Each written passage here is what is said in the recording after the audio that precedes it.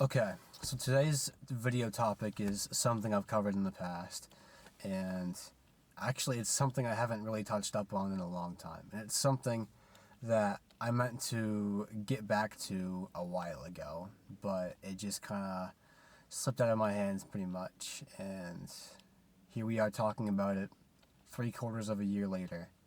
In fact, I think it was one of my first videos that I ever made, and to sum things up, today's pretty much my part 2 on masturbation and semen retention. So, with masturbation, I didn't mean to get into it. I mean, nobody really does or understands it at first when you initially get into it. It just, it happens. I remember for me, it happened, I want to say, a day after my 12th birthday. So I was just hitting puberty, I was really, really getting a feel for myself, I guess, not like that. That sounded really sus. Not like that, but you know what I mean. I was kind of just, I was growing, as we all do, naturally.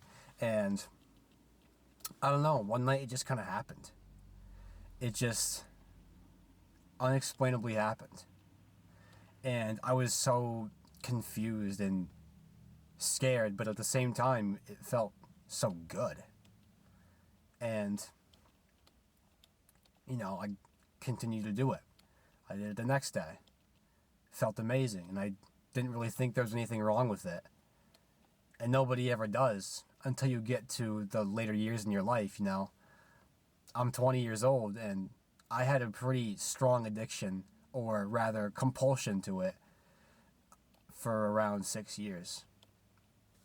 From the time I was 12 to probably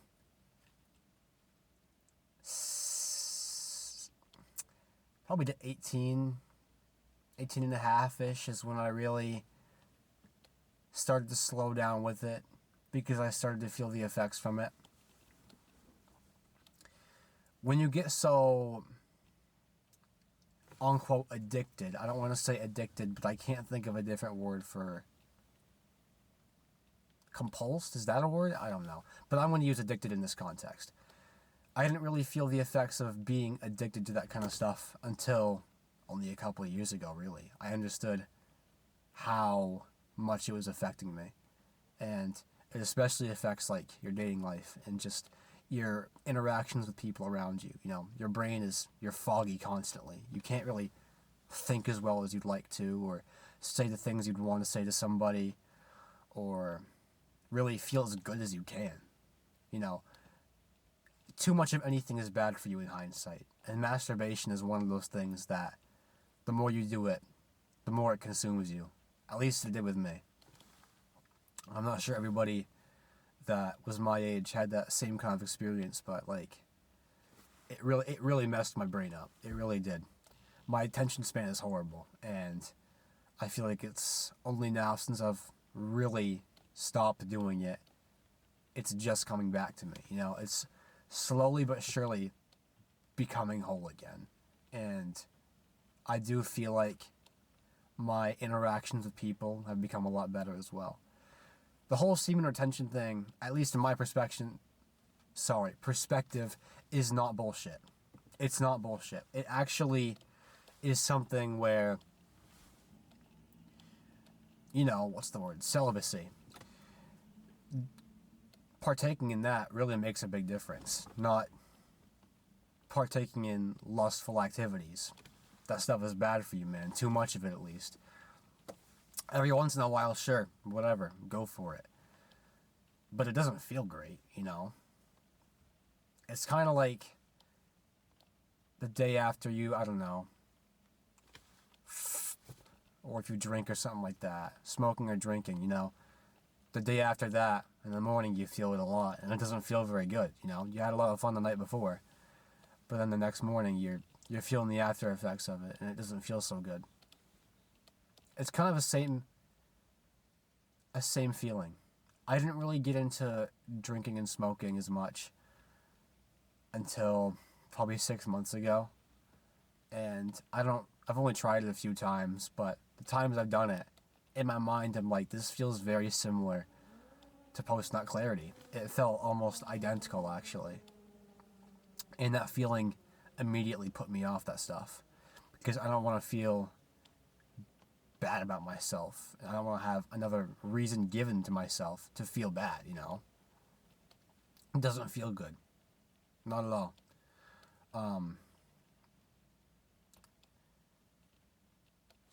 On top of that, not even just your interactions with people, but like relationships with like your girls and stuff like that, I feel like it becomes a lot harder. It becomes, at least for me, I became more avoidant of girls. Because in my mind, I just hypersexualized myself to a point where I couldn't even go and talk to a girl without the idea of wanting to date her or, you know, having sex with her.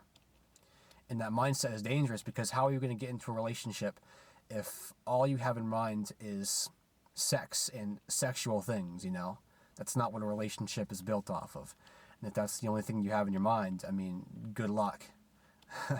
Because you ain't going to find what you're looking for. And you might, but not in the way you want it, I guess, is a better way to word that. You may find it in some fashion, but it's not going to be in the correct fashion, the morally correct fashion. You might find a girl with the same ideologies as you in terms of sexual activity and sex as a whole, but it's not going to feel good. It's going to probably feel very similar to masturbation.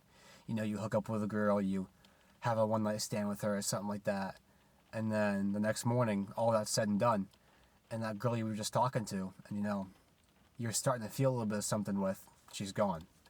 Because you both thought you had the same mindset regarding what it was going to be, what that whole one-night stand thing was going to be. And you might have had the mindset of going into it with a one-night stand, but then it turns into something else, you know? You have feelings, and then blah, blah, blah. It goes from there. You know what I'm saying? Like, it's a spiraling downward effect is all it is. It sucks. It's not fun to deal with.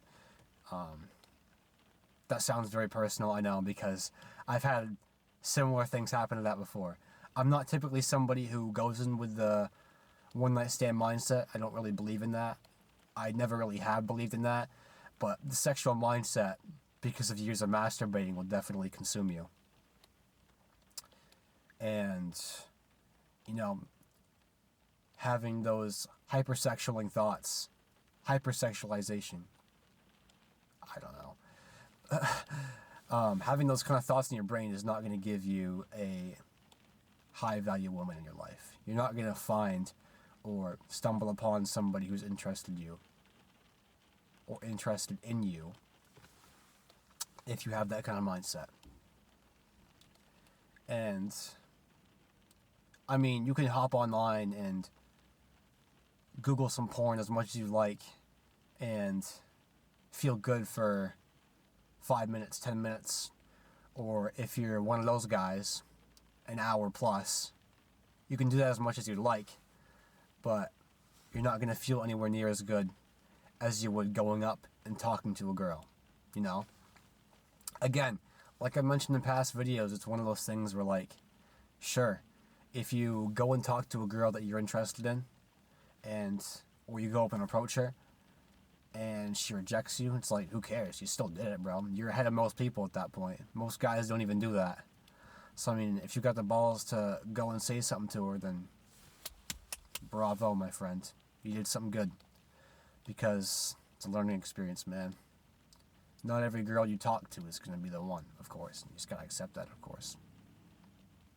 But whatever you do, don't go into talking to a girl with just sex on your mind, because have fun, it's not going to go anywhere, especially if it's with a high value woman. If you end up talking to somebody who doesn't believe in that kind of stuff and you want that kind of stuff, good luck. Because if she's someone looking for a relationship, then it ain't gonna go anywhere, my friend.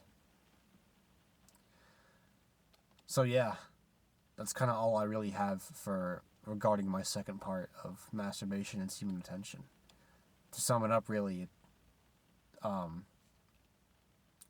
it's bad for your brain. Very bad for your brain. Don't do it. Or don't do it frequently, rather. Do not do it every day, especially. Because the brain fog is intense, man. Believe me, I used to be like that, dude. The brain fog sucks. It really does.